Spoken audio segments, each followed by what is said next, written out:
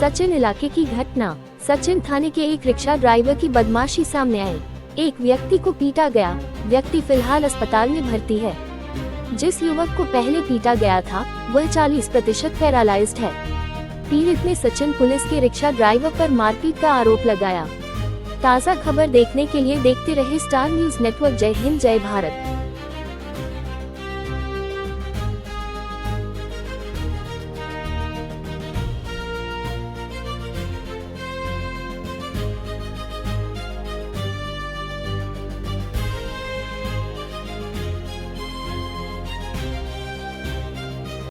જી આપનું નામ?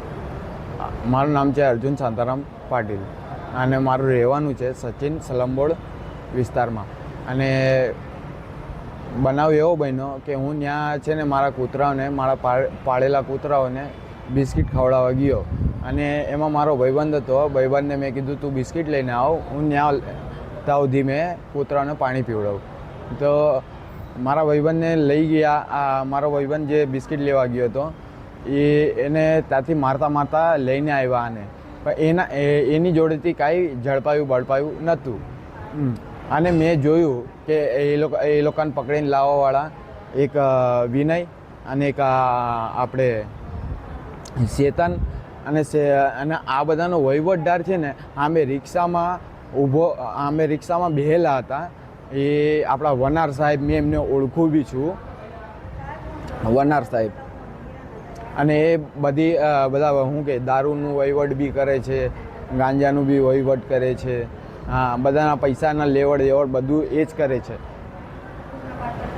તો મારે કહેવાનો મતલબ એમ હતો કે તમે વગર કામે વગર વાકે મારી ઉપર હાથ કેમ ઉપાડ્યો?